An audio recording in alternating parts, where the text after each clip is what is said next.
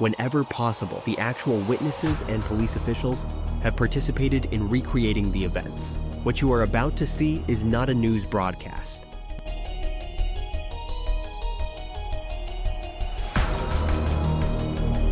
Mount Hood, Oregon, April 19, 1994.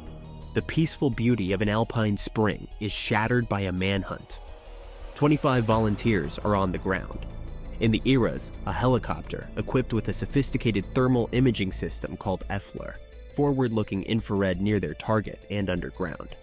But this Hood is different. It's a training exercise, even for the fugitive as a volunteer.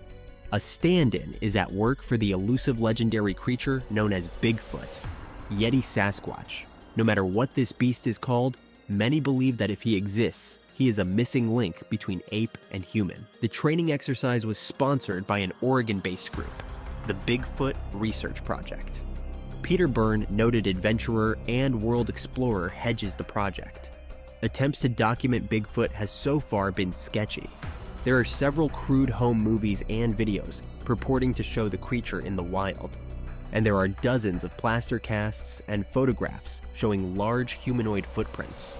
Yet for every person who believes Bigfoot exists, and find at least two who say that the films and the footprints alike are merely the handiwork of pranksters in fursuits. Is Bigfoot real? An elaborate ongoing hoax? Well, even hoaxes are usually based on something. Through the years, I witnessed that cows have consistently described a very human-like animal. He walks upright with an almost comical gait and steers clear people unless they happen to invade his turf.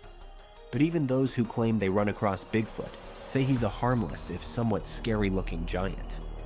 Odd is a sergeant in the Army National Guard. Once a month, he returned to the Oregon Coastal Range, where he had an unusual sighting.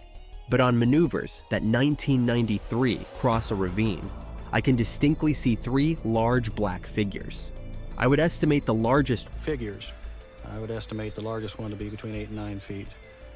The two that flanked it were a full head shorter. I tried to think if they were bear or if they were elk.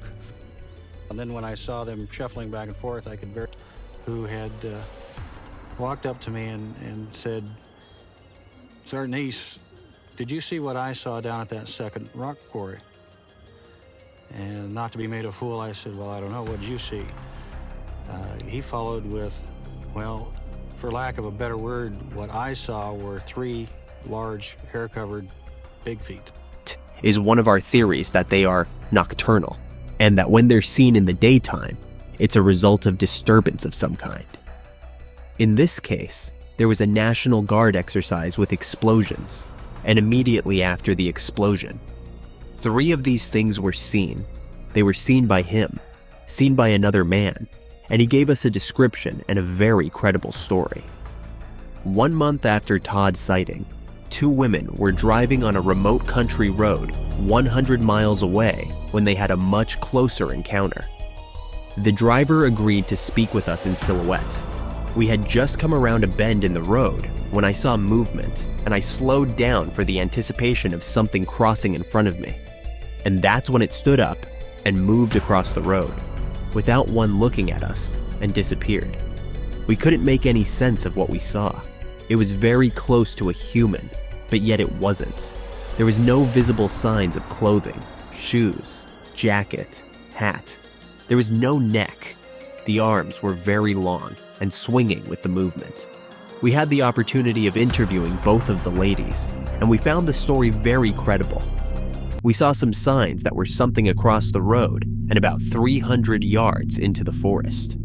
That was a dead stare, and a few footprints that we saw that were very faint. We're going directly towards that dead stare, possibly with the intention of eating it. So do you guys want to come along with me up there? Have you gone ahead? Okay, perhaps the most amazing Bigfoot sighting in recent years occurred. What I saw there was a living creature and not some figment in my imagination. Modern science hasn't absolutely proven by a dead object that this thing exists.